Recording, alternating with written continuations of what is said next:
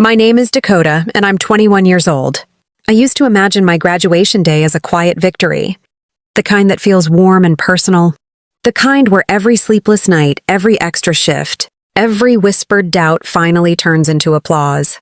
Instead, it became the day my father tried to erase me in front of thousands. The auditorium was packed, a sea of faces and camera flashes, families leaning forward with pride, programs rustling like nervous wings. My name had just been called. I remember the exact sound of my heels against the stage, each step heavy with memories of the years it took to get there.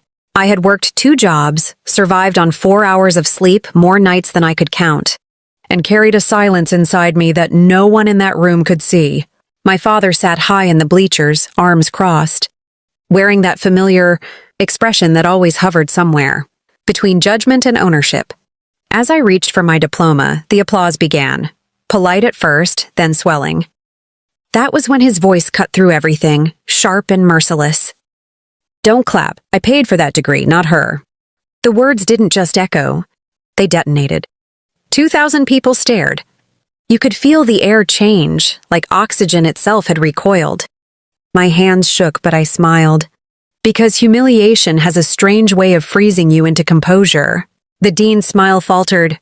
A few claps died midair. Someone gasped, and there I stood, diploma inches from my fingers, my entire life condensed into a moment that no longer belonged to me.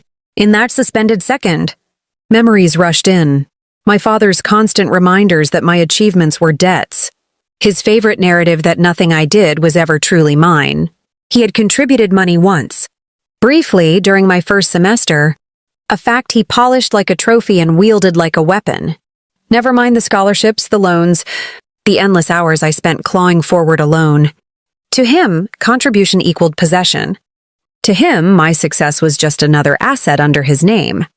I felt the sting of 2,000 silent judgments pressing against my skin. But beneath the embarrassment, something else ignited. A clarity so cold it steadied me. I took the diploma, nodded politely, then stopped. Instead of walking off stage like everyone expected, I turned around. The murmurs started immediately, confusion rippling through the crowd. My heart pounded so hard it felt visible, yet my steps were calm as I moved back to the podium. My father shifted in his seat. He knew that posture.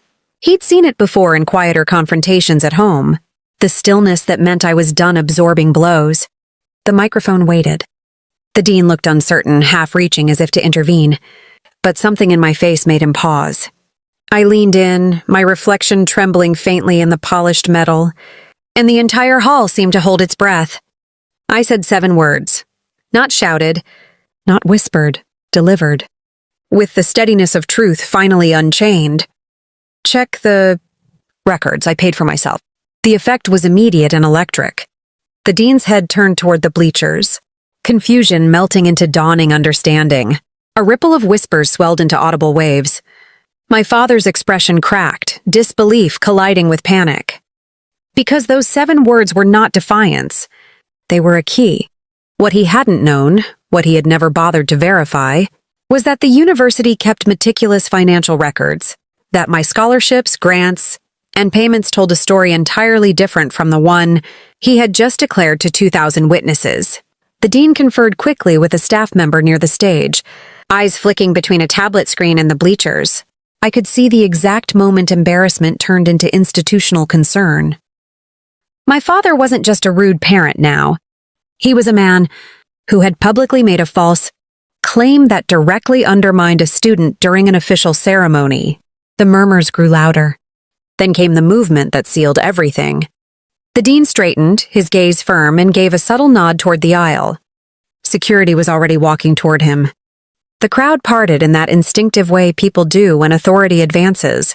Heads turning, phones rising, curiosity eclipsing discomfort. My father looked around as if the reality might rearrange itself if he searched hard enough. It didn't. I stood at the podium, pulse roaring in my ears, watching years of quiet endurance crystallize into consequence. No dramatic confrontation, no screaming match, just the slow, undeniable weight of facts closing in. For the first time in my life, the narrative wasn't his to control. It belonged to documented truth, to receipts and records and a young woman who had carried her own future, without the applause he now tried to forbid. And as the guards reached his row, as the whispers crescendoed into something between shock and vindication, I felt something I had never associated with my father before: distance. Not physical distance, but the sudden, irreversible separation between who he believed I was and who I had proven myself to be. In that vast auditorium, under the bright, unforgiving lights, my graduation finally became what I had always earned, mine. The sound of footsteps in an auditorium that large is strangely theatrical, each measured step of security slicing through the hum of whispers, like a metronome of consequence. My father didn't move at first. He sat there rigid, jaw tight, as if defiance alone might anchor him to the seat. Around him, heads turned in waves, curiosity spreading faster than sympathy. No one knew our history, yet everyone understood the gravity of the moment. A graduation ceremony had an unspoken sanctity: pride, closure, celebration. And he had shattered it with a single sentence. Now the correction was arriving quietly, professionally, without drama. Security stopped beside his row, leaning in with the calm authority of people trained for discomfort. I couldn't hear their words, but I didn't need to. The shift in his posture said everything. That familiar confidence, the one he carried like armor, drained from his face. He glanced toward the stage, toward me, eyes burning with a mix of disbelief and something far more fragile. For years he had spoken over me, spoken for me, rewritten reality to suit his version of events. But institutions don't bend to ego. They bend to records. And the records were mercilessly clear. On stage, the dean adjusted the microphone, his voice steady but edged with a tension the audience could feel. He didn't humiliate my father. He didn't need to. He simply clarified. The university, he explained, maintains detailed financial documentation for every student. Dakota's education, he continued, had been funded through scholarships, academic grants, and verified personal payments. Each phrase landed with surgical precision. Not accusatory, not emotional, and just factual. The effect was devastating. The whispers that followed were no longer confused. They carried the unmistakable tone of collective realization. My father's claim had not only been wrong, it had been publicly dismantled. Security gestured politely, and this time he stood. No resistance, no protest, just a slow, reluctant rise that seemed to age him in seconds. 2,000 people watched a man walk down, a staircase he had climbed so confidently only minutes earlier. I wish I could say I felt triumph. That would be the cleaner emotion, the one stories usually celebrate. But standing there, diploma clutched in my trembling hands, what I felt was far more complicated. Relief, yes, a crushing. Breath-stealing relief that truth had finally defended me. But also a deep, hollow sadness for what should never have been necessary. This was supposed to be a day of shared pride, not public correction.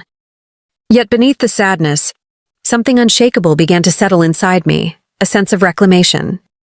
For the first time, my achievements were not filtered through his approval or distorted by his ownership. They existed independently, validated by effort, by sacrifice, by nights no one applauded and mornings no one witnessed. As my father reached the exit, he paused. Just for a second. He turned slightly, not enough to face me fully, but enough for me to see the fracture in his expression. It wasn't rage. It wasn't even humiliation. It was the bewilderment of someone encountering a reality that refuses to obey them. And in that fleeting glance, I saw something I had chased my entire life without realizing it. The collapse of a false narrative. He had always believed power came from declaring something loudly enough. But power built on illusion is brittle. All it takes is documentation, timing, and the courage to speak when silence feels safer. 7 words had done what years of arguments could not. Not because they were clever or cruel, but because they were anchored to truth. The ceremony resumed, though the atmosphere had permanently changed. Applause returned, hesitant at first, then growing. Warmer now, more intentional. People weren't clapping for a degree anymore. They were clapping for a moment of dignity restored, even if they didn't fully understand the story behind it. I stepped away from the podium, legs unsteady but heart strangely light.